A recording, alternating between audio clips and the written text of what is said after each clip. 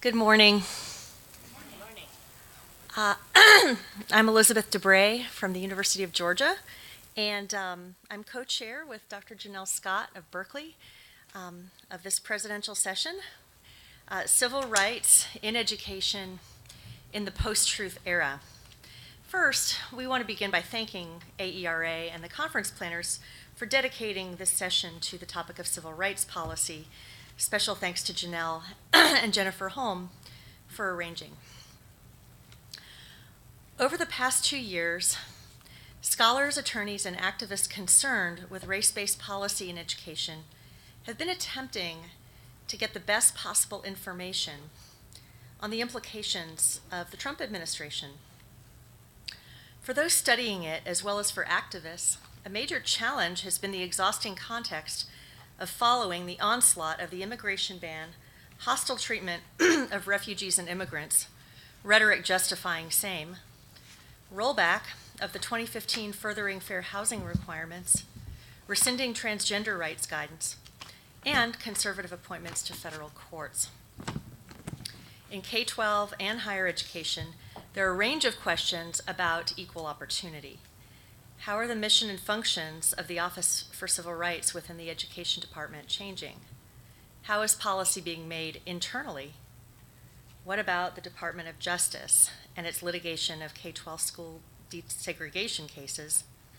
Then there are newly filed challenges to affirmative action in universities. What has been the role of civil rights groups? What new coalitions are forming to counteract the rollback of Obama-era OCR guidance? For instance, on school discipline policies and on voluntary K-12 integration plans. What, if anything, has Congress done in its oversight role? What are the implications of the administration's rewriting the regulations for determining disparate impact of policies? If the government stops gathering relevant data, what groups can and might? What does it mean for scholars who study the role of the federal government when facts and data are distorted to align with these particular ideologies? We have this morning a panel of both distinguished researchers and attorneys to provide us with some answers. In order of speaking, they are Dr. Julie Park, Associate Professor in the Department of Counseling, Higher Education, and Special Education at the University of Maryland. She's the author of Race on Campus, Debunking Myths with Data. Dr. Erica Frankenberg, Professor of Education and Demography at Penn State, Director of the Center for Education and Civil Rights there, and she's currently leading a Spencer-funded study of policy and political changes in education under Trump. Third, we have Elise Boddy, who is the Henry Rutgers University Professor of Law and Judge Robert L. Carter Scholar at Rutgers, founder and director of the Inclusion Project, and previously director of litigation for the NAACP Legal Defense and Education Fund. Finally, we have Dan Lowson, a distinguished civil rights attorney and researcher. He directs the Center for Civil Rights Remedies at the Civil Rights Project at UCLA, and he is a noted expert on school discipline disparities as well as special education law. So without further ado, we've asked each panelist to speak for about 8 to 10 minutes about a particular challenge they see in the field right now. Following that, Dr. Scott and I are going to pose a set of common questions to the panel, and then we'll leave 20 minutes at the end of the session for question and answers.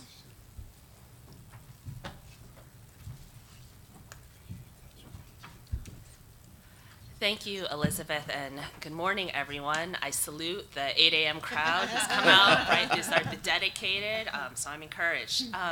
So I'll be talking today about some of the recent developments in the ongoing battle around race-conscious admissions. And in disclosure, I'll be talking some about the pending lawsuit at Harvard, and I served as a consulting expert on that case, so anything said today reflects my own views and nothing learned through the course of that engagement. So, if you've been reading the news, you're probably are familiar with the Harvard lawsuit has definitely made the headlines. Lesser known, but potentially equally impactful is also the pending lawsuit by the same organizations, Students for Fair Admissions versus UNC Chapel Hill. And then you may or may not know there's actually another pending lawsuit at UT Austin yet again. So if it wasn't enough to have Fisher 1 and Fisher 2, there's also been a lawsuit filed by the same SFFA organization, interestingly enough, at the state level. So some interesting dynamics. And all of these things really, all of these lawsuits have one thing in common, and that's the man on the left over there, Edward, or the right actually, Edward Bloom, who... I am on the left. Edward Bloom, who, is really was the person behind Fisher 1 and Fisher 2. He's featured here with Abigail Fisher, and has been leading, right, this very concentrated effort, right, from the conservative right to try to strike down race-conscious admissions in any way possible. And so clearly going at it from a variety of angles. His set of cases, right, he's looking at an eye with an eye, right, to try to get something at the highest, at the Supreme Court level. And he is not giving up. In his other spare time, time, he's also devoted himself to trying to dismantle elements of the Voting Rights Act, reflecting how this is all part of a broader agenda, right, in trying to basically strip the law in any way possible of provisions that allow the ability to consider race in different contexts. And so in all of these debates, right, some of the things, there are many things at stake, but among them, and I may slip up and refer to affirmative action, but really what we're talking about is more specifically race-conscious admissions policy is what we have in higher education today, where there is no real, any sort of acting affirmatively in terms of in regards to one's race ethnicity. Instead, all that the current law allows for are for admissions readers, for students to disclose their racial ethnic identity, to be able to talk about it, freely in their essays and other portions of their application, and then as well for readers to know what a student's racial ethnic identification is. I'm a big fan of Professor Body's work, noting how another issue at stake is really allowing students to show who they are, right? Just their identity, the fact that they may have been involved in a Mexican cultural club or an Asian American club during high school, or that their ethnic identity or racial ethnic identity could have been a relevant part of their upbringing, versus censorship, right? That if we had a full ban on race-conscious admissions, a lot of these identifiers would have to be basically stripped out. And then with it, of course, racial diversity itself, both at the compositional demographic level, right? So at Harvard, it's projected that we would see drops of about half, right, of African-American students and a drop of about 1/3 of Latinx students if race-conscious admissions were outlawed. And then also, of course, implications for the campus racial climate itself, right? So how students engage with each other, and compositional diversity being not the entire, not being the single component of what influences a healthy campus racial climate, but really being an indispensable part of it. And so these are a few of the things at stake. Turning to SFFA v. Harvard, it's a really interesting lawsuit. And something that I think sometimes is missed is, what is the charge, right? And it's a very specific charge of intentional discrimination, right? And it's interesting because at the opening arguments, SFFA, their lawyer said, we're not here to, overturn the court precedent in Grutter. We're not here to contest the idea, right, that there's a compelling educational interest in racial diversity in a student body. Instead, what we are charging, right, is that Harvard intentionally discriminated against Asian Americans. And this is specific and worth noting, right, because it's different from saying, well, could admissions readers be biased on some level or have some level of implicit bias, right, when they're reviewing applicants, et cetera. Instead, they basically have, a higher burden of proof, arguably, to show that the discrimination is systemic, it's intentional, and that Harvard is basically going out of their way. There's some sort of plan, right, is what they're alleging. And if you have read through the hundreds and hundreds of pages of expert reports, and they wrote rebuttals to each other, and they reran their stats, and there's just a lot of there's a lot of information there. And the approach that they took really was a battle of the statistics, right? So each side retained an expert economist who ran their versions of regressions to try to understand, right, is there a negative effect associated with being Asian American? Surprise, surprise, SFFA's side concluded yes, Harvard's side concluded no. I'm happy to answer questions about the nitty-gritty of the analyses. But from my, standpoint as an observer, I'm not retained on the case anymore, is that what we really saw from the beginning of the filing of the lawsuit was really statistics without context, right? And so just kind of numbers like, this is the average number for Asian Americans, this is the average number for everyone else. How could, right? There's a gap, right? Obviously, there must be discrimination. That's sort of the line of thinking that we see throughout the complaint and then continued throughout the expert reports. And there's a lot of context missing. For instance, the fact that we know from research, from my own and some others, that about 50 to 60% estimated of East Asian American students will receive test prep. That not only that, but that we have studies that suggest that Asian Americans are the only racial ethnic group that show demonstrated statistically significant gains from test prep. This is covered in my book, and something that's not talked about as much is not only do we have disparities in access to test prep, but not everyone benefits equally. We also see an interesting lack of evidence, or ways that evidence, right, what counts as evidence. And so at the end of the day, SFFA, from the trial, SFFA actually did not offer any of their of plaintiffs' files, right, application files. On the side of Harvard, there was a group of students, right, students who were able to be represented in the case, and they were willing to let their files be opened up, including Asian American applicants to Harvard. So you can actually find these on the internet, I think. You're at 7. Thank you. And the conclusion from that is that in their applications, race was, if anything, a plus factor for including for Asian American applicants. And so we saw that SFFA did not do the same for any of their students. And then lastly, we see a clear misunderstanding of what constitutes merit, right? And this is something that continues to be contested. Now, this is a concerted effort, right, to exploit Asian Americans. Edward Bloom wasn't having luck with his previous plaintiffs of choice. I have to say, it makes sense to change strategy, right, if something's not working. But so this is a website that he specifically put up to recruit Asian American plaintiffs. And it's interesting because he's cast himself, right, as this friend of the Asian American community. It took him long enough to find us, but at the end of the complaint, right, there's the remedy, right, saying to the judge, what do you want to happen, right? And so if Ed Bloom, right, was so concerned about Asian Americans, was so concerned about us, and I actually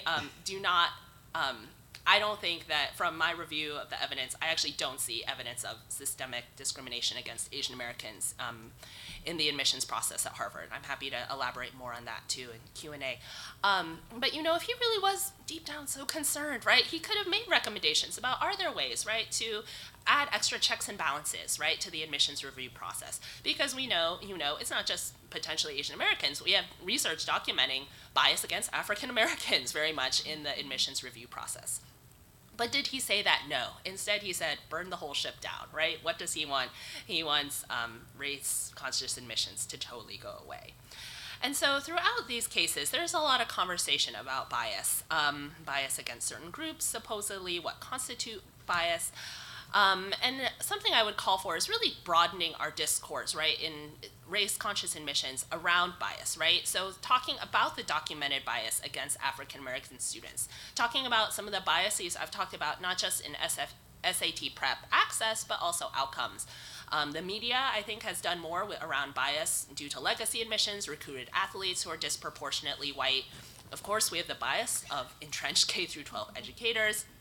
And then if there is at any level, potentially at K-12, against Asian Americans, that is something that could be looked at. But if anything, all of these things, I believe, underscore the continued need for a race-conscious lens, for a race-conscious review, right? Versus what's been lobbied for, which is the idea that, if we just take away race, that will somehow magically let discrimination go away. And I end with a picture, right, homage to the pending and Becky Gate, right, which gives a new face, right, to bias, right, in admissions. And with that, I turn it over to my K-12 colleagues.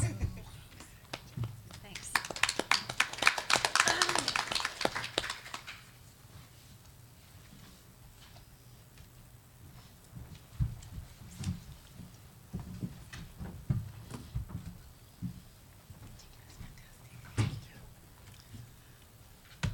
Hi, everyone. I made the decision not to use a PowerPoint, which seemed like a better decision when it wasn't 8 a.m. on a Sunday morning. So hopefully we can, I can be coherent and you can stay with me without a PowerPoint. As Liz alluded to, I'm part of a project with her and Chanel, Katie McDermott, and Genevieve Siegel-Hawley, who's not here, that's been funded by the Spencer Foundation to examine the changes in race-conscious education policies.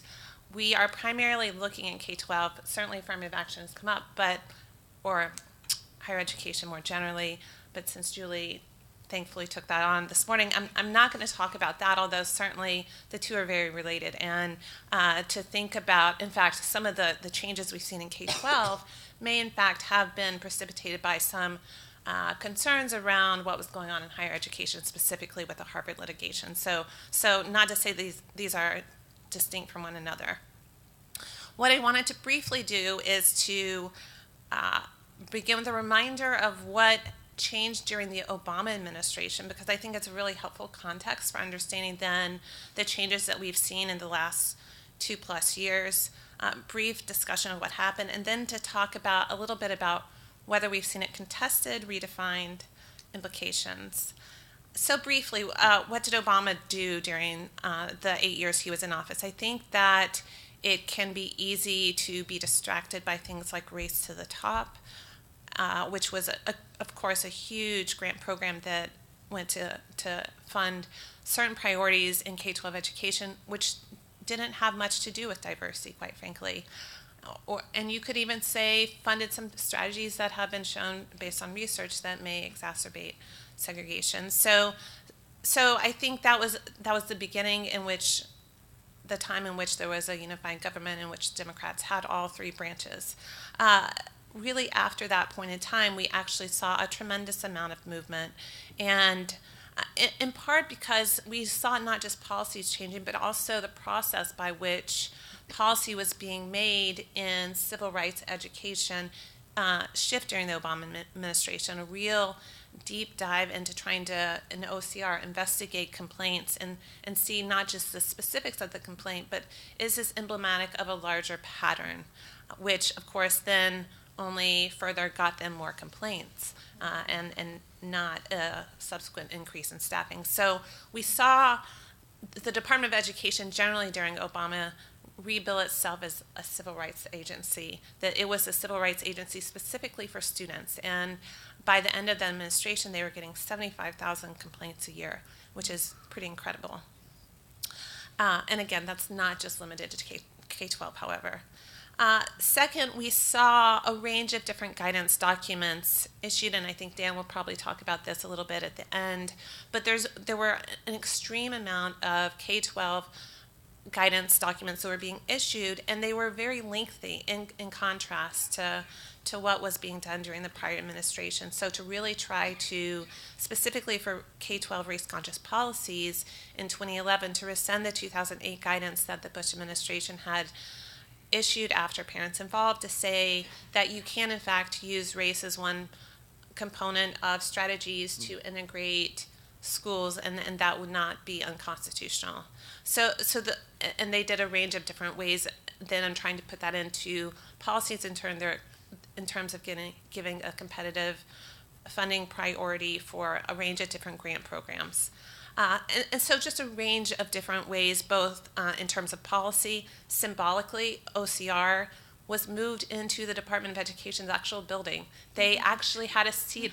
I know it seems like a really basic thing, but if you're not seeing your coworkers, they may not be thinking about civil rights as much, right? So this may seem cosmetic, but I actually think it's really substantive.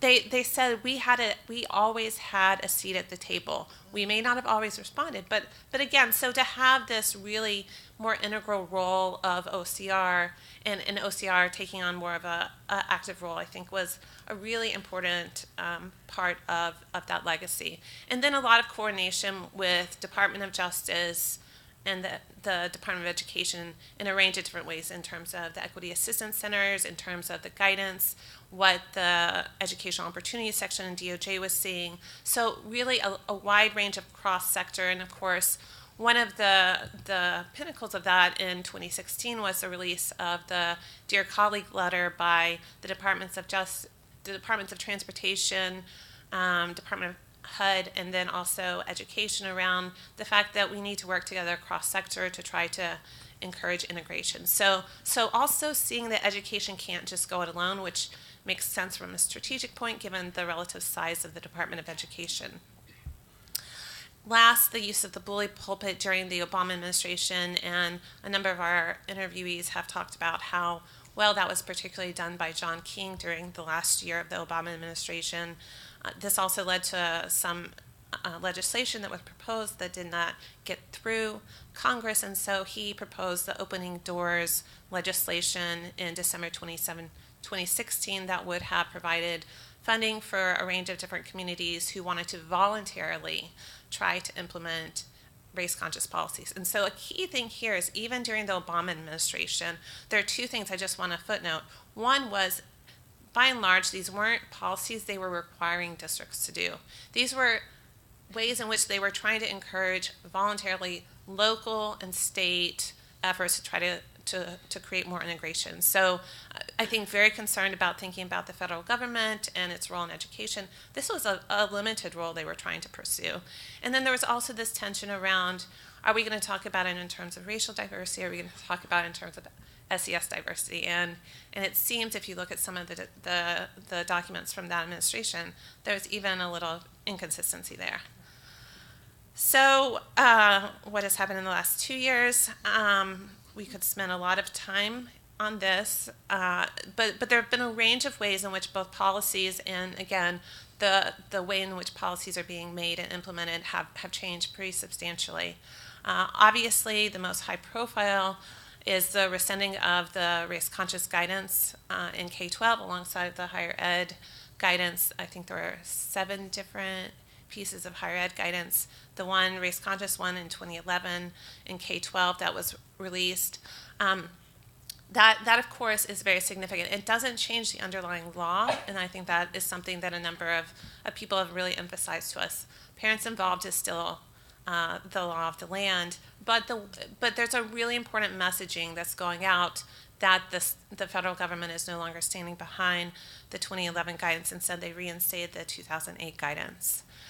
There has been a significant shift in OCR in terms of its ability to investigate. It is really the enforcement mechanism in our federal role, and there has been a number of different ways in which this has been hampered under the current administration. We have had a series of new assistant secretaries over OCR. The current one has, in the past, before he was confirmed, has written about hostility to race-conscious policies, and specifically thinking that they harm white people. And so there is this kind of shift that we have seen in terms of OCR as being the civil rights agency to maybe it is now an agency where white and Asian students may be seeing more complaints that they might file. And so that is certainly a really important shift during this administration. The Opening Doors voluntary grant policy was not funded after districts had submitted in March 2017 by Betsy DeVos. She has also asked for cuts in OCR appropriations in each of her budgets. So there are a range of different ways, and I'm happy to get into more of those details, that we see systematically this administration, both through the Ed Department, but also in terms of the Department of Justice, at least at the political level, trying to rescind and change policies that were put in place by the Obama administration. What we don't see is a change in the career staff. There has been we've learned that there have been some people who have left both the OCR, Department of Education, DOJ, and so one of the main concerns too we've heard is that even if this administration leaves in 2020, we've still lost a lot of people and a lot of expertise, and so that's a real concern. There's also been a sidelining of using career staff to inform the decisions that are being made. And so I think that, again, maybe it's not just solely as a result of how the administration is thinking about race-conscious policies, but it may be a broader way in which they're concerned about the use of evidence and whether that matters, and even broadly, some considerations with respect to what the appropriate role of the government is. Do you want to have a government that's going to be informed by expertise? So lots of larger questions wrapped up in this as well. How has this been contested?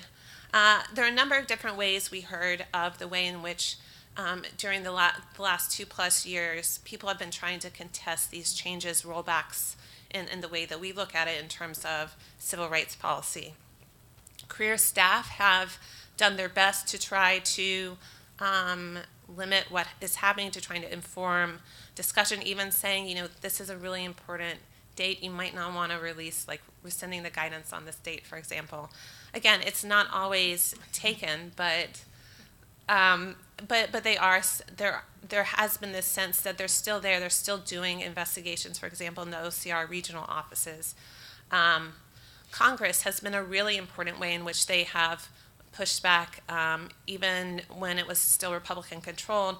They refused to let the requested OCR cuts go through. In fact, last year they increased the OCR budget, and they wrote into the legislation that they weren't allowed to close some of the regional offices the way Betsy DeVos had requested. And so that already was a really important way that appropriations was trying to limit what kind of damage that could have been done.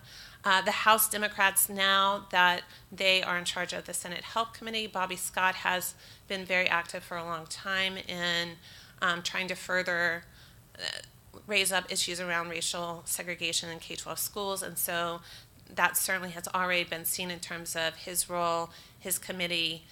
Again, he tried to do some things when he was just the ranking member, but now that he is a chair, there's a lot more that can be done. Their judges certainly have sort of been a backstop, and again, this isn't something that necessarily is just unique to K-12 race-conscious policies, and this isn't something, and these were judges appointed before this administration, although there are a lot of judges that have been confirmed to lifetime appointments during this administration, which may be a long-term impact of this administration as well on civil rights. But there have been a number of cases, most notably the Gardendale, Alabama case in February 2018, in which a proposed secession that would have created a largely white district was not prevented from going through, and that was even appealed up to 11th Circuit. And so a number of different ways, and again, counter to what we've seen in other civil rights domains in which the courts are kind of a backstop. In terms of the changes that the Trump administration have made, none of them are really in K-12 education, some that can be challenged per se, and so we haven't really seen any new litigation there. Outside organizations, by and large, have become much more coordinated, which is what we've heard, and organized in terms of working together. But they've also been facing a lot more crises. It's not just thinking about K-12 integration. It's thinking about higher education. It's thinking about families being separated at the border. So understandably, while they are working together more, there's also more need, and there's a realization of what the private sector can do versus governmental organizations. There's been some grassroots mobilization, but again, there have been grassroots mobilization about a lot of issues going on right now, gun safety, for example. And so it's been hard to get sustained efforts, and that's one of the concerns that some of our interviewees raised in terms of trying to continue to contest some of the changes. Okay, one last minute then. Okay. So then, how have civil rights been redefined? And we can talk about this more, but I think this is a real critical piece in terms of the long-term legacy. The nature of OCR and the Department of Education as a civil rights agency have really shifted, both generally, but also in terms of the nature of investigation because of the changes to the OCR case processing manual and some technical changes. So that's significant, and it's going to be much more harder to get at race issues, and I think Dan will talk more about that. The notion of who OCR is open for business to, again, is a concern. And then I think this is part of a larger continuing redefinition of diversity, both in terms of, are we doing diversity because of historical discrimination or for the benefit of all students? Again, some of this is in response to the way courts have issued decisions, but I think some of this also came through and some of the discussion during the Obama administration, the conflating of race and SES diversity, which are both important because of their benefits, but also ignores the historical racial inequality in our country. And so I think some implications of that redefinition we're still really wrestling with moving forward.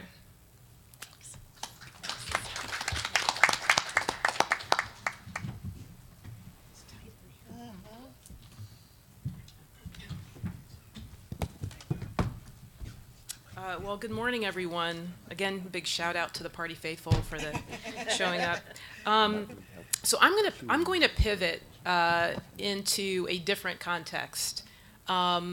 Whenever you talk about the federal court system, it just sends shivers down my spine because the federal courts are about to get a lot more hostile with these appointments. So better to try to stay out of them if you can, in my view. I've been involved for the last several years in an effort in New Jersey to promote school integration in K-12. And I actually helped to facilitate, I guess is the way to describe it, a lawsuit against the state of New Jersey challenging school segregation across the state. Under New Jersey state law, there is no federal claim in this lawsuit, and that is very, very deliberate.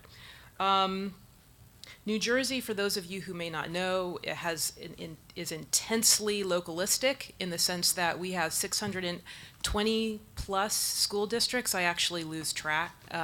It's this, relatively small state with just goo-gobs of school districts, each of which is their own little separate fiefdom. And so the challenges of school desegregation in that context are very real because of the sort of the hyper-localism around local control and control of one's schools. So the challenge is to a state statute that for the most part requires students to go to school where they live because New Jersey is intensely segregated residentially. That means that we have very intense segregation in the public schools. New Jersey, according to the Civil Rights Report out of UCLA some years ago, is the 6th most segregated state for African Americans, the 7th most segregated state in the country for Latinx students. And yet, ironically, we have this terrific law. So, and this was law that was cultivated, or actually came about in the 1960s, where Robert Carter, who had been one of the main strategists around Brown versus Board of Education, went on to head the national NAACP, and he brought a series of challenges around the country, mostly in the North, around school segregation, and developed this really terrific law that has lain dormant for decades, and so that's the law that we're relying on. We're also challenging segregation in charter schools. That's a whole conversation unto itself. So I want to talk a little bit about, I think one of the questions that Elizabeth posed was around sort of the lessons drawn from civil rights advocacy of the past. We are trying to do things differently, I think, than most lawyers have done in pursuing school desegregation cases, and that's not a critique. We're drawing on sort of the lessons that have been learned over time. And one of the things that I think we've tried to be very intentional about is to engage in a hearts and minds conversation. I think that the difficulty in this area is that we have this tremendous body of research. I mean, this very powerful body of research which shows that school integration has had very meaningful success with respect to promoting educational opportunity. But people really don't want to hear that. They really are not interested in that. It's one of the main challenges in talking about this issue. First of all, in the northern context, when you talk about school segregation, people have no idea what you're talking about. They think school segregation, that's the South, we're the North, that didn't happen here. We just happen to live in these intensely segregated communities and go to these intensely segregated schools. And so part of the process the educational process that has to go along with the lawsuit is, first of all, helping people to understand the context. No, it's not an accident that we all just happen to live in these intensely isolated communities. I have to talk about the history of redlining, the systemic disinvestment by the federal government in housing, which created urban communities. And so we have this intense concentration, not only by race, but also by poverty. The school districts in New Jersey, particularly in the urban areas, are not only segregated by race, but are segregated by poverty. And the numbers are striking. I mean, we're talking some school districts that are, 99% African American and Latino, and intensely poor. Some of the other strategies that we've tried to pursue before we filed the lawsuit, and I should say we've brought together a board. We created an organization called the New Jersey Coalition for Diverse and Inclusive Schools. Our board is cross-sectional. We have faith leaders, education advocates, civil rights leaders, business leaders from all across the state. We placed op-eds throughout the state newspapers before we filed the lawsuit to try to kind of seed the conversation. I should say, when I first started talking to people about this issue, probably about 4 years ago, I mean, they looked at me like I was insane. They were just like, we have no idea what you're talking about. And I have to say that through this process of kind of outreach and education, we have started to move the needle on this issue. And the lawsuit really helps. There's something about law that makes people think that this is more real, even though it's not that anything substantively changed on the ground. It's just that when you say, we have a claim and we're going to pursue it in the courts, that helps people to sit up and take notice. The other thing is that we have tried to be very more systematic about community engagement and outreach. I'm working with a faith-based organization that is also partnering with the Latino community, the Latinx community. I should say the named plaintiffs in the lawsuit are the Latino Action Network, along with the state NAACP, the Greater Methodist Church of New Jersey, the Urban League of Essex County, and a number of different individual plaintiffs. And we've tried to create a campaign around, a campaign is probably not quite accurate at the moment, a strategy around community engagement where we've hired organizers. We had a call last week sort of thinking about, we have funding to target sort of 6 communities and do kind of think tank conversations around how are you all thinking about this issue? What are the issues that you're facing? And how can we connect the issues of school segregation to challenges around mass incarceration, hyper-policing, housing segregation? So to approach this issue as a systemic issue, because school segregation is is symptomatic of a larger problem, and to try to make those connections for people if they don't already see it.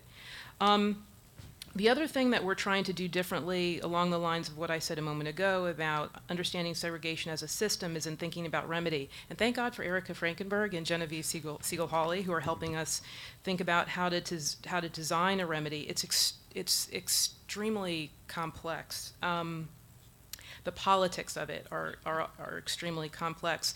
But one of the things that we've thought about, and we are, likely to pursue sort of a controlled choice option, and we've been sort of in different places around what a remedy should look like, and sort of came to the point of thinking that we have to start at least be more incremental in the early stages as people sort of get adjusted to the idea, but then also through the process of community engagement, if we discover that people want to swing for the fences, we're all for you. We'll be there, but we can't get ahead of the community conversation in designing the remedy. But the other piece of this is to think about what is the impact of a controlled choice system on urban schools.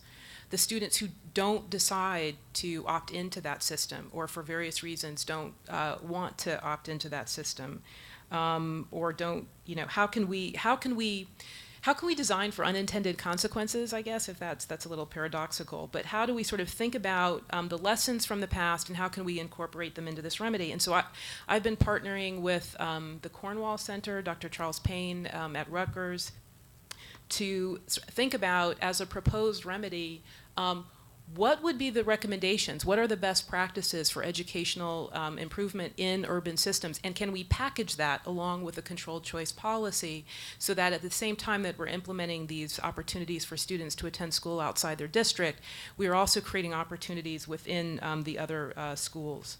The challenges of this, and then I'll wrap up, are just monumental.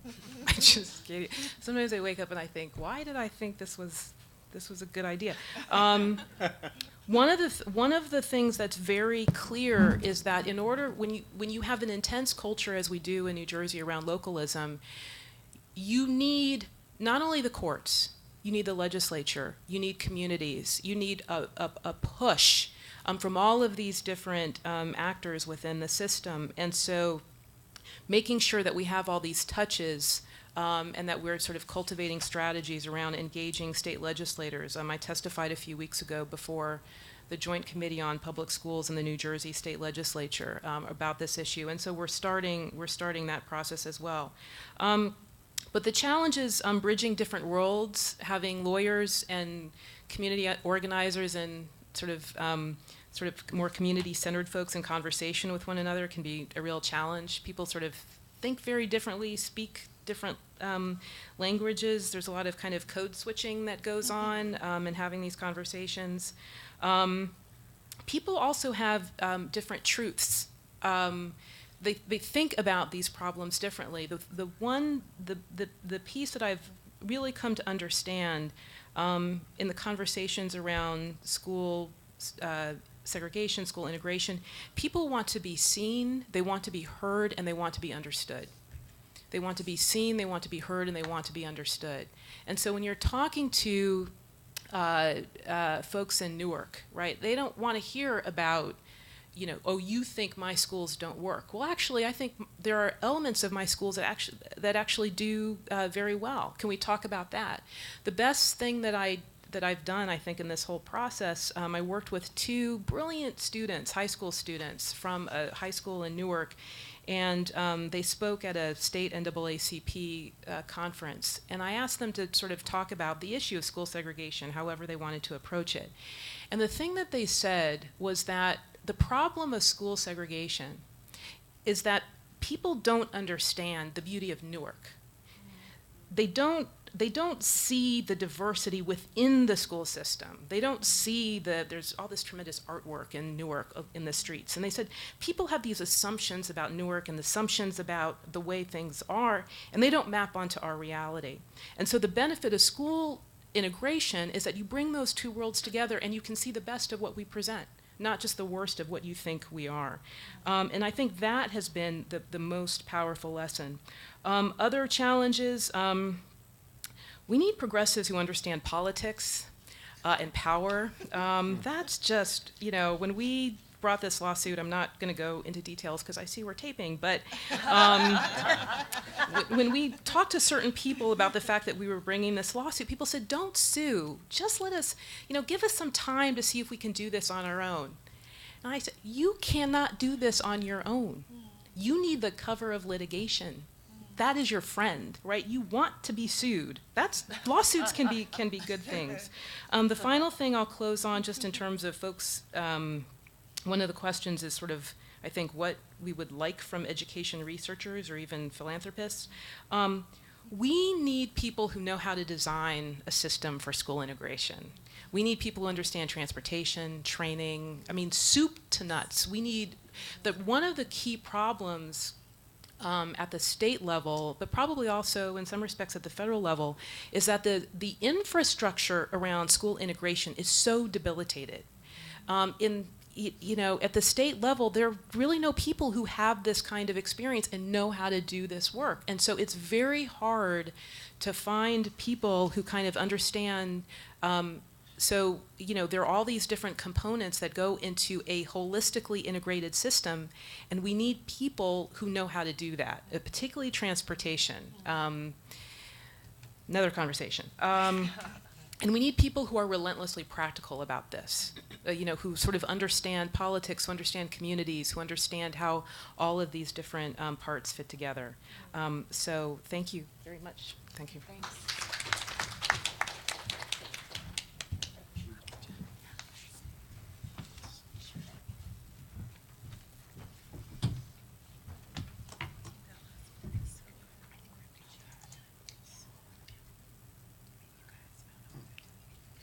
Just leave it there.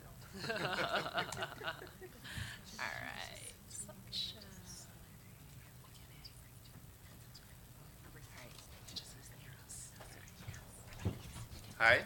Hi, morning everyone. I'm Dan Lowson. I'm the director of the Center for Civil Rights Remedies at UCLA Civil Rights Project.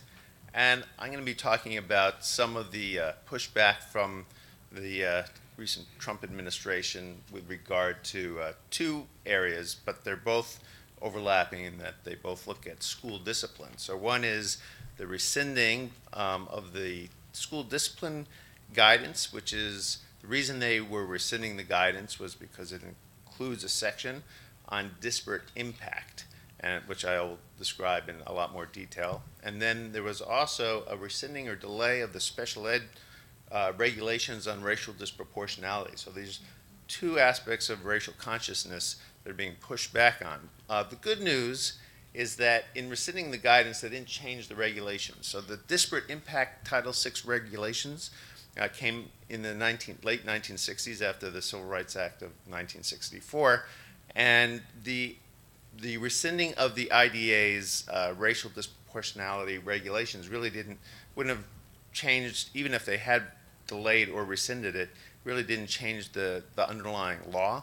But it was kind of a really nice small victory in that this action was appealed to a federal court, and they said that the Trump administration acted arbitrarily and capriciously in doing this, and so they have to now go forward with the disproportionality regulations. So there is hope, and I want to sort of dovetail on some of the other messages from this esteemed panel, and sort of start at the end a little bit and talk about, at the end of the day, we want good research to inform not just policy changes or litigation, and a lot of the work I do is about bringing research to policymakers and to lawyers, but also we have to eventually change the hearts and minds of educators. So we have to be speaking truth to power in a way that the folks on the ground are going to change what they're doing. They're going to change policies but implement better ones. They're going to see kids differently. They're going to respect differences, prize differences in ways that are really meaningful to kids. And unfortunately, we don't have nearly enough of that. So I already went over my outline. Let me skip to, I'll come back to some of these other slides. But one of the major concerns we have about school discipline is sort of a no-brainer. There's so much lost instructional time, and most educators know they value instruction. This is what they do. They teach. So when we have policies and practices and treatment of children, especially children of color and kids with disabilities, in ways that contributes to massive loss of instructional time, it obviously is a denial of educational opportunity. And when we see huge racial differences and disability differences, so this is from that report I did with the ACLU, showing across the nation, on average, black students are losing 60, this is just from 1 year, 66 days per 100 black students. That's K through 12. Compared to white students losing 14 days. These are just to out-of-school suspensions, so this is not including in-school suspensions or transfers to other programs. Kids with disabilities, on average, are losing 44 days of instruction per 100 enrolled. But you can see that there are states, look at Ohio, 111 days of lost instruction going on for black students versus 17 for whites, and kids with disabilities without regard to race losing 63. So and then California, on the other hand, where there have been a lot of efforts in terms of discipline reform, including legislation that was passed that eliminated suspensions for minor behaviors, disruption or defiance in grades K through 3. So it's had an impact. Actually, there have been even greater reductions at the secondary level in suspensions in that category, because there's a mindset that's changing. People are realizing on the ground, administrators and teachers, that there's something broken when we're kicking kids out right and left, especially if there are other alternatives, less discriminatory alternatives. So that brings us, to one of the things that the Trump administration did rescind was discipline guidance, and the reason they did it was because of something called the disparate impact part of it. And under disparate impact, many agree there are many forms of discrimination. Some you can litigate, some you can change with policy, some are difficult, like implicit bias. It's really hard to litigate. Implicit bias is the way, racism, ableism informs our thinking ways that we're not always consciously aware of it. So we might see kids in the hallway roughhousing, and if I'm a white male, I might be more likely to either call an SRO or think there's a problem and maybe suspend one of those children, or write them up. If there are a bunch of white kids, I might be more likely to say, it's not, but maybe I'll just go over there and I'll break it up and move them on. So these very subtle decisions aren't not necessarily conscious decisions, but they do start to get reflected in the data. But implicit bias is a difficult one to address. Disparate impact isn't about the intent, either unconscious or conscious. So there's obviously explicit racism as well. But disparate impact says if you have a policy or practice, and because of the policy or practice, kids of one group, historically disadvantaged group, are getting kicked out of school more often than another, well, there's something we can do about that. We could change the policy or practice. So think about suspending kids for truancy.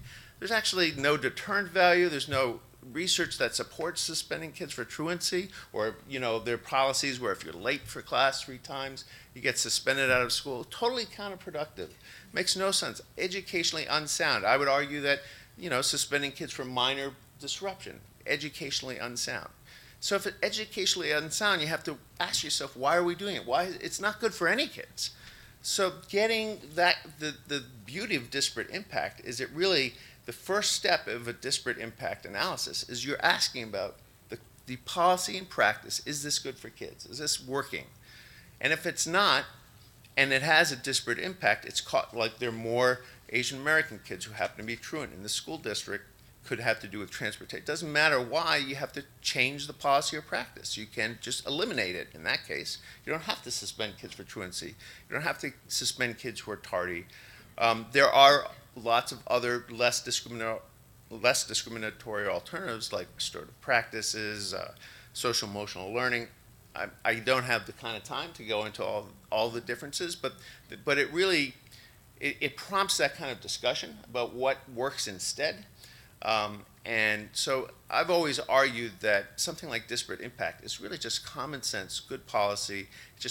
It's getting folks to look at the data, disaggregated by race and disability status, and so forth. In fact, I don't think I showed this slide. So when we look at race and disability together, so it gets even worse. So here we have, the special ed disproportionality regulations address disproportionality in identification, in placement, whether they're in a restrictive setting, but also in discipline. In fact, most states, when they have to give oversight of districts, most districts are being identified because of discipline disparities among kids with disabilities, racial disparities in discipline among the kids with disabilities. And it's because of data like this. In Missouri, 190 days of lost instruction for every 100 black kids with disabilities compared to 52 for white students. I mean, just outrageous examples of differences in educational opportunity that come from mostly minor offenses. So when we do have the data to look at the reasons for offenses for both kids with and without disabilities, by and large, most of these suspensions are for minor kinds of misbehavior. So the ones that are most obvious, you don't even have to replace it with a different policy in some cases. Although you do need more training and so forth for teachers to think about how to do things differently. So one of the things that's interesting about the pushback, the reason for supposedly getting rid of disparate impact, and also the reason for getting rid of the racial disproportionality, or delaying or possibly rescinding the racial disproportionality regulations, one of the primary reasons was about racial quotas. But there was no evidence. That's why when it came before a federal judge, it's myth. In the case of the special education law, this has been on the books since 2004. So if there were if it was causing racial quotas, we would know by now. It's been 15 years. There was no evidence. They couldn't point to a single district. In fact, they pointed to Texas, where there was a cap on identification rates. Remember, the special ed law looks at identification, placement, and discipline. And so they were pointing to this 8% cap on who could be identified, but it had nothing to do with race.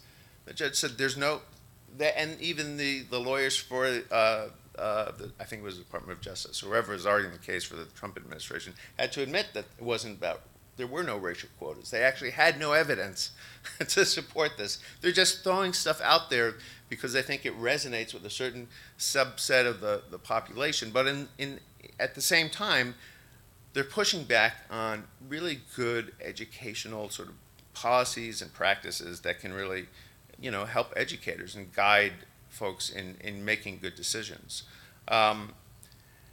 One of the things that also is important to think about is structural racism. So there's, some research has pointed out, for example, on school discipline, they'll say, well, within schools, there's not as much evidence that kids are being treated differently. But when we go compare schools, we find that there's a lot of, differences. So in other words, kids who, black kids who are, or schools that have high concentrations of black kids are more likely to have draconian policies. So you can imagine in a school district, let's say your policy is just to let principals decide how harsh, if they're going to have dress codes or not, if they're going to, this happens quite often. Well, there could be, disparate impact can push back against that kind of between school discrimination, because why let your principals, suspend kids for truancy in one school and not in another within the same district? So there's a lot of ways that you can use disparate impact policy or disparate impact law to push back. And again, it's still part of the law. It's 16 attorney generals, push back on this decision to delay the guidance. To rescind guidance. When they take away guidance, they didn't change the Title VI regulation. So it may be difficult to you can't get into federal court. It's another whole issue. You have to go through either a state or a federal administrative agency to file a complaint using disparate impact. But it's just a leverage point. So that's the other thing in terms of research. It's really important for researchers to think about how they're going to continue to illuminate these disparities in ways that we can get school boards to act, we can get state attorney generals to act, and state policies to change to address the same kinds of things that you might use the guidance for. So we don't have to be so dependent on what the federal government does if we just use common sense and push back against some of the research. So there wasn't really not any good research about the fear of quotas, but there have been a couple of pieces of research, and I'll end on this because here we are talking about research. So there are things that researchers can do differently, but also things to avoid. So one of the areas of research that came up in quite a few of these cases or these situations, and was cited by the U.S. Department of Education, was this piece by Wright, where he controls for the behavioral ratings of kindergarten teachers as part of his analysis of a national sample and of racial differences in discipline. So he's controlling for kindergarten ratings of teachers. Now, this doesn't really make a lot of sense if you think that you're trying to investigate whether there's discrimination going on in, say, 8th grade suspension rates, or in his case, he was just looking at whether parents said their child had ever been suspended.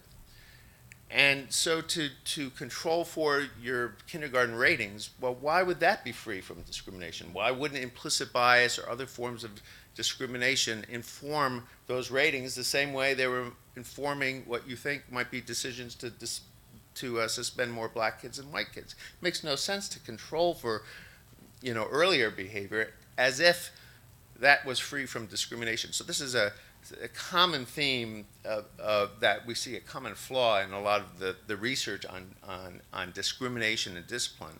Now, what's really interesting is that another researcher, Paul Morgan, replicated Wright's research, but he did something slightly different. He didn't just ask. It's a survey. It starts in kindergarten. A longitudinal survey that's collected. It's a federal survey that's pretty well regarded.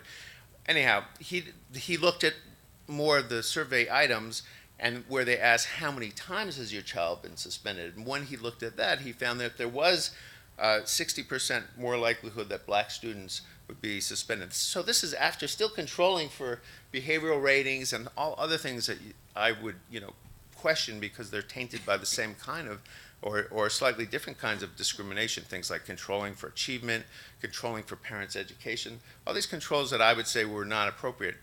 Morgan did and still found that blacks were more likely to be suspended. So now it's interesting that the Department of Ed, when they were pushing back against the discipline guidance, they cite to Wright, but the guy who refuted Wright, Morgan, gets cited when they decided to delay the special ed regulations.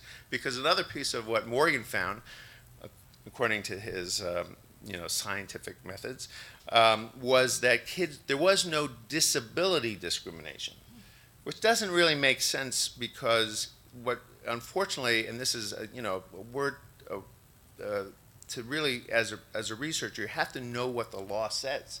And the law says that if a student with a disability is suspended for behavior caused by that disability, that's discriminatory.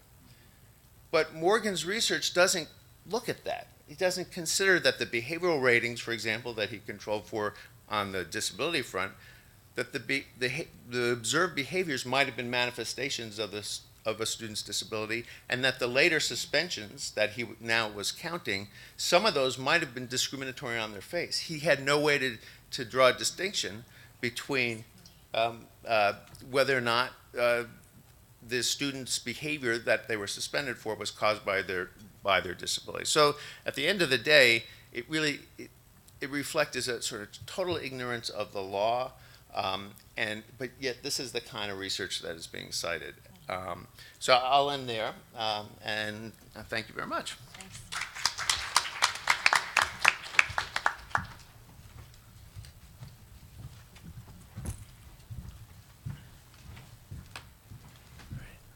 Good morning, everyone. Thanks for hanging in there. You all must have not gone to receptions last night.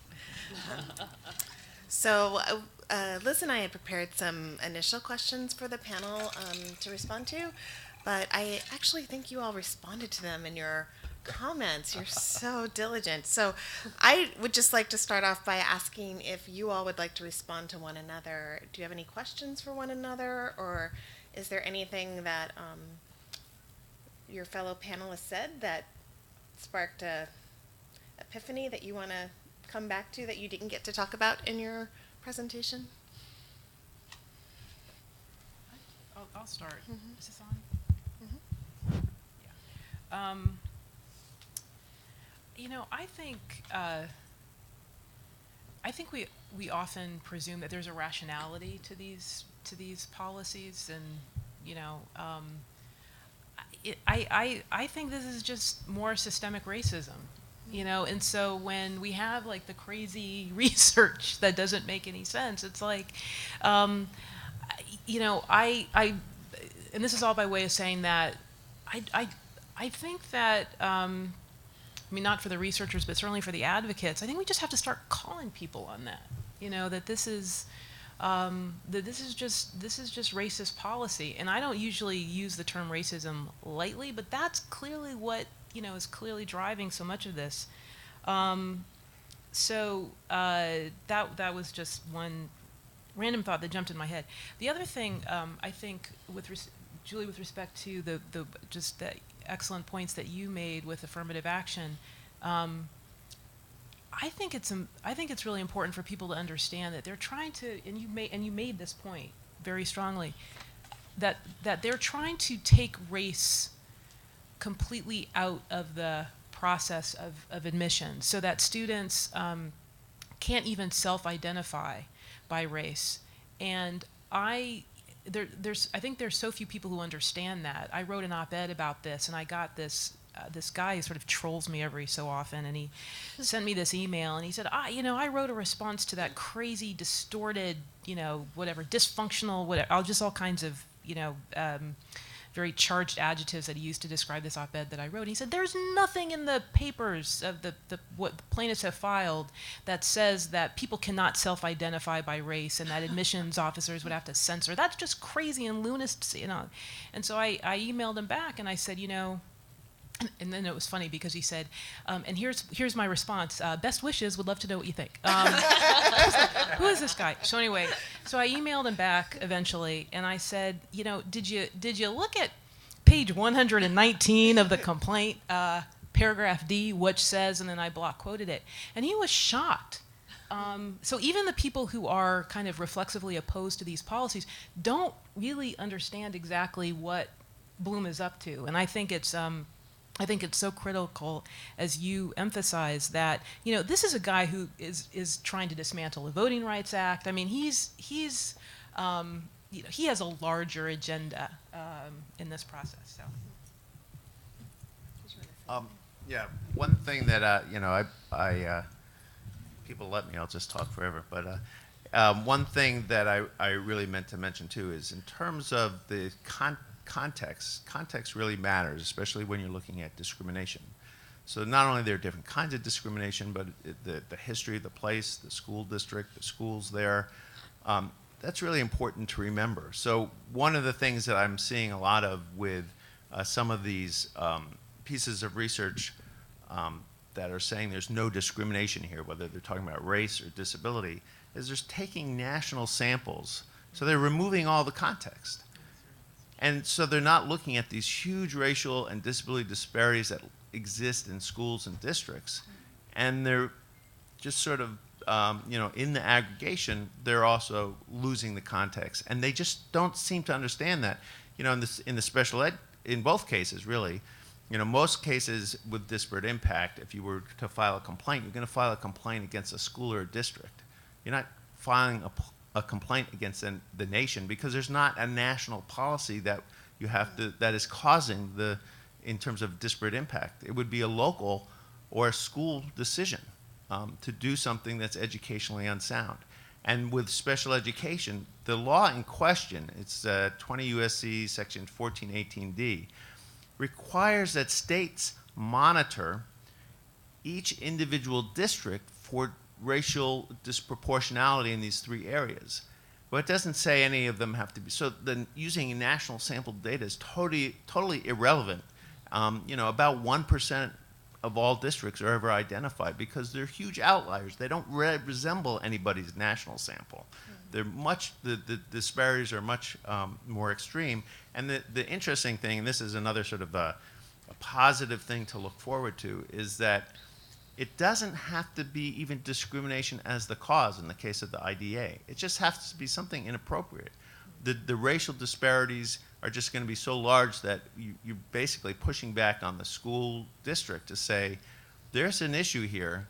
We're not going to tell you what it is. Your job is to look at the root cause and then use 15% of the funds that we're giving you to try to address what you after looking carefully, think may be contributing to these disparities. So, Thank you.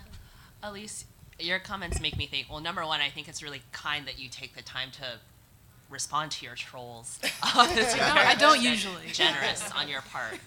It's like going the extra mile. But your comments really underscore, I think, how there's just so much misunderstanding on both across the spectrum, I think, even among progressives of what is involved in race-conscious admissions. And so very much yeah, people were like, well, I think it's this, right? And I don't like this, so okay, XYZ. And it's like, well, actually, do you believe that students should just be able to say who they are, right? And how it's influenced their background and all of those things. And they're like, oh yeah, that doesn't sound too bad. I have a friend who's done a lot of community engagement, and she has this workshop where she walks people through a holistic review, right? And at the end, people are like, oh my gosh, I think I actually support affirmative action.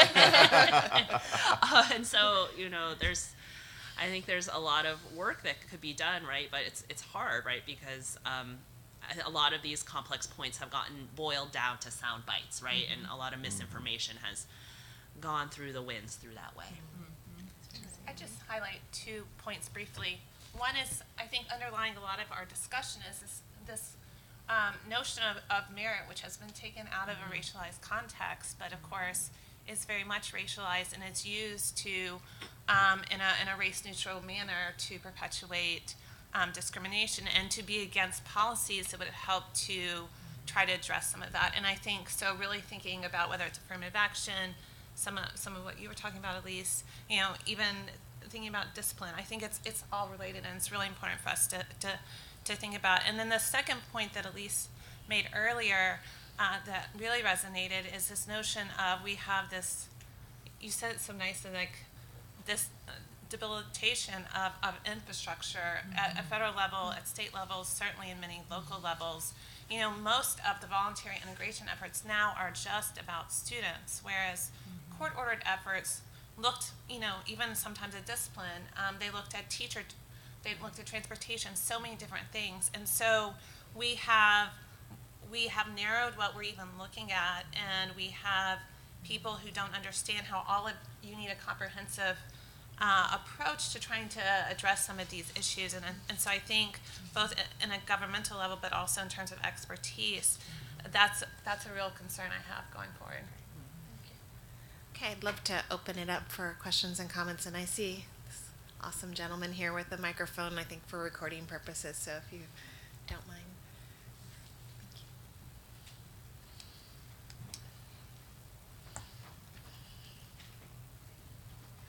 Hi, thank you. This is an amazing panel. Thank you to all of you. And I wanted to ask Dr. Body, is that right? No, doctor. About integration in New Jersey, and I'm concerned with English language learner education, and if there's been discussion of if it's highly segregated African American and Latinx, if they're also segregated, and if they're going to be brought together, if there's been discussion of, Latinx students, very high probability of needing English services, and what that would mean. They are a racial minority, but there's also this other added layer of English learner needs, and what it would mean for communities. And I pose that in the backdrop of, I was thinking of Prince George's County in Maryland, where there was a huge influx of Latino students, unaccompanied minors, and a lot of the African American community was very upset by all of the resources that were brought in for the Latinx students, and they were saying, well, what about us? We've been here forever, and you've never done anything for us. And so I was just wondering if there's any issues that might come up related to that. Oh yeah, it's definitely come up. I mean, I often sort of wonder, is there anything that's not broken in the state of New Jersey? Because as soon as you start probing, I mean, it's just one issue after another. So it has definitely surfaced. I mean, the challenge, quite honestly, is capacity. Again, finding people who can help us sort of figure out, if you had to design a world, right, a better educational world, what would that look like? And how do all of these different pieces fit together? Because what you start to realize is that, to your point, when you invest in one area, sometimes you pull threads in another direction. And so people who understand really what would be the ideal set of policies that come together to educate children in the best possible way. So it is absolutely on the table, and some of the people who are on our board and are helping to advise us do work in that area. The other thing, frankly, is that everyone has a day job. This is all things that we sort of do on the side, and so again, it's just a question of time. And for people who are interested in being helpful, I'm, would be more than happy to take your information and to try to get you involved. I did reach out to the, oh gosh, why am I blanking on the name? The regional districts that do this work around the country. What is the Equity Assistance Centers. I reached out to the Equity Assistance Center for New Jersey, and because I said, look, can you help us? Can you come in and help us with this?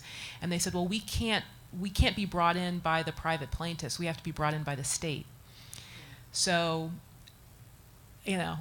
what do you do with that? So anyway, that's, yes, absolutely, you're absolutely right. It's just a question of what does that look like? And I don't know the answer to that because it's not my area, but we need people who do.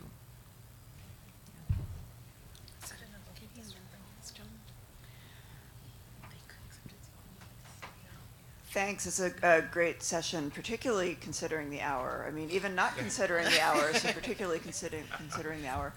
I have a question for Dan about the disproportionality concept in special education. Is another dimension of that particularly I'm thinking of black kids versus white kids, do they tend to have different diagnoses, and do we think that there's a different extent to which they're likely to have the right diagnosis for whatever it is that the underlying issue is?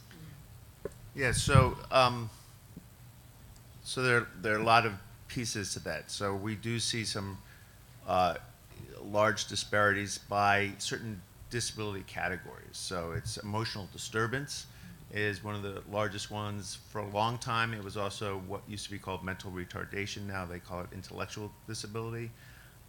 In California, there was a lawsuit where they said they can't use the IQ test to determine whether a student is mentally retarded or not. And when they got rid of that, a big chunk of the racial disparity, where black kids were being identified more often as mentally retarded, it was sort of, there's a high functioning, they used to have like these 3 categories of mental retardation. It was like the high functioning. So they're kids who were coming to school, they didn't have Down syndrome, but because of their IQ scores, they were being labeled disabled and then put it.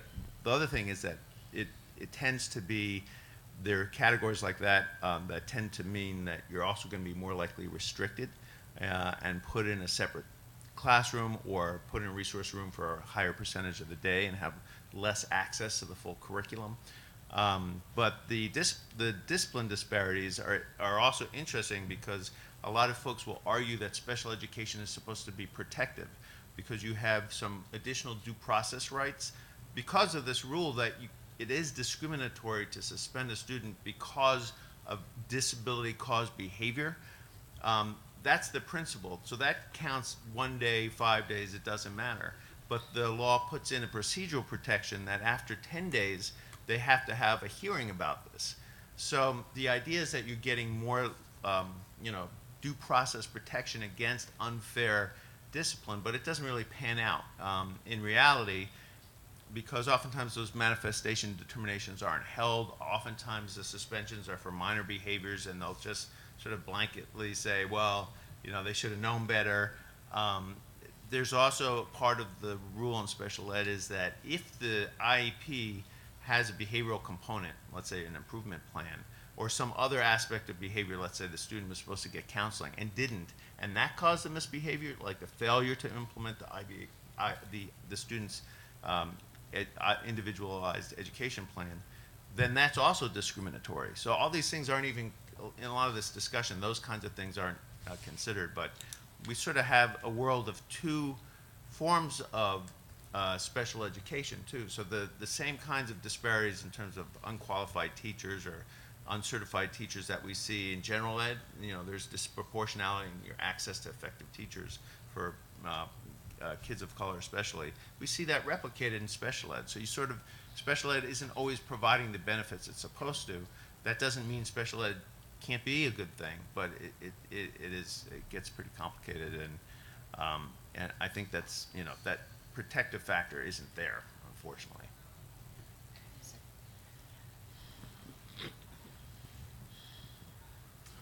Good morning. I'm John McDonald from UCLA. So my takeaway from this is that it's really complicated. It's really a big challenge, and on a Sunday morning, it's a little discouraging. I'm tempted to go back to bed. But so, I just sort of just throw this up to the group. I do a lot of work with journalists, and I'm trying to get reporters to pay attention to this issue. And, you know, sort of getting beyond the data. As a group, do you guys have some thoughts on where we should be trying to get journalists to pay attention? What are the stories you'd like to see people dig in to that can help us move the ball forward a little bit at this point in time? I also have questions about politics and the role of philanthropy here, but we'll save those for later. Can I just jump in? Are there any journalists in the room? All right. So we might want, oh, I know. We might want to have you weigh in on this, but I'll let the panel address that first. Yeah,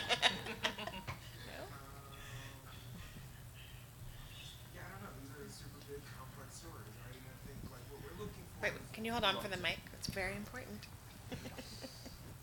So these are really complex stories that are about all of America, right? Like these are stories about the countries from its foundation. So I think finding concrete examples, like what I've taken notes about here is like that friend of yours who's like holding these like community workshops. I find that fascinating, like getting in that room, and it's just like stuff where we can see what's happening, I think is really important. New Jersey, my God, like there's so many things actually happening in a way that's not happening anywhere else in the country that I find fascinating. So I think it's helping bridge that gap between like the theoretical research that we're really interested in and like trying to figure out like how can we witness this and convey those scenes to our readers. And I think I've talked to most of you up there about this before, so it's just like you guys are super good at that, but I think we need more of that. Did anyone else want to? Well, one thing that I've noticed with journalists, and I do a lot of talking with the press, is that sometimes they give too much credence to just because an article is peer-reviewed, for example, it gets put on a pedestal, or just because, you know, someone's won some awards for their research at some point, you know, they're not critical enough. And one example of this is regards the, well, actually, let me let other people speak a little bit. I can go on. I'll have a couple examples, actually, but anyone else wants? I just jump in to say, I think not to be dismissive of LA, for example, where you are, John. But a lot of our education media, where they are still employed, are in the major cities in our country. And, you know, so one of the things we've been looking at in our project is the role of states as a source of resistance to trying to continue the civil rights work begun in the Obama administration. And Janelle has pointed to a lot of the folks in California, where she is, who are really trying to further this work in really meaningful ways. New York State is laudably held up right now because of the work that they've done with ESSA to try to further work on diversity in a range of different ways. Those are really important. The students who are reframing these, I mean, I think they could be really important seeds for us moving forward and how they're challenging some of our dominant narratives. And so reframing is important. But as I was telling the panel before we got up here, I just spent the last week, I was in Alabama, where I grew up, and I did a paper looking at the school district I grew up in, which has resegregated drastically, and it was never really desegregated. And it was declared unitary my senior year of high school. And so looking back and going there, you think about really profoundly how the federal role is a limited one. And really what we've been talking about is for people who are interested in doing the work, and we're making it hard for people who want to voluntarily do this. Mm-hmm. And that always is a little head spinning for me growing up in Alabama, where they never wanted to do anything and wouldn't have, were the courts not to have stepped in. And so I think to some extent we also have to reset and just look at the broad perspective. What's going on in the Deep South, where we have so many students of color, so much poverty, so little funding of our schools, and so all of those factors make the politics, you know, as Elise has referred to, in a wealthier state, hard. even harder. And so I wonder about the children in some of the states that don't have as many education reporters and what's going on there. Can I just, I've been making a list, but I won't list everything on my list. I think stories really reach people. I don't have to tell you that as a journalist, but finding people who have gone through school desegregation and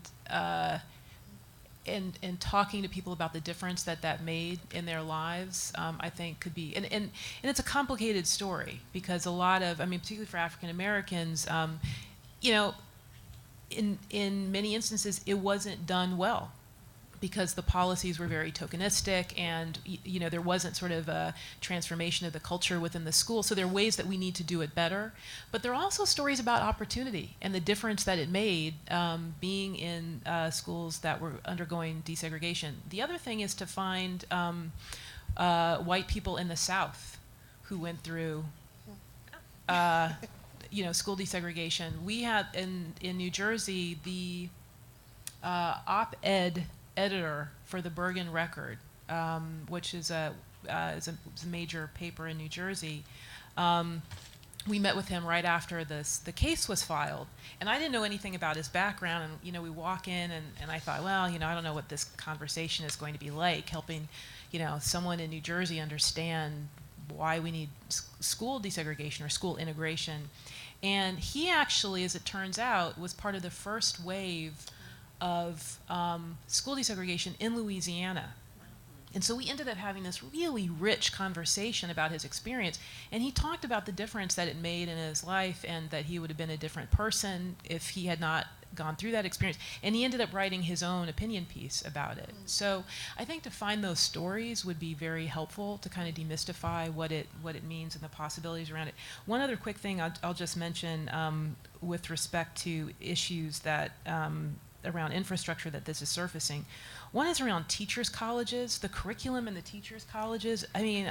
It's become increasingly apparent to me that we need a curriculum that sort of helps teachers understand how to educate diverse groups of children. And also, quite honestly, we need to find educators who love Black and Latinx children.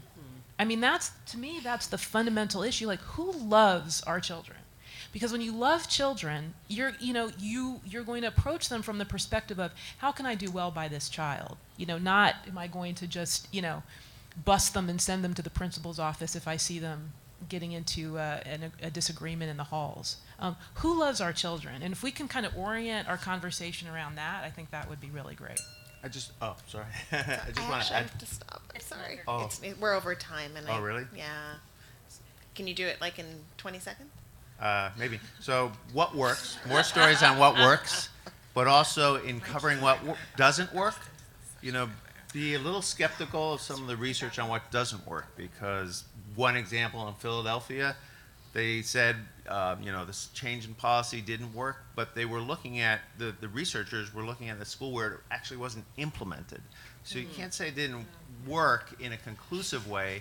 You could say there were problems with implementation, but avoid just jumping to it didn't work, because that kind of undermines, unless you have really clear research that can prove that. Thank you. So please join Elizabeth and I in thanking our wonderful panelists, and we thank you for your engagement this morning, and let's continue this conversation. Thank you.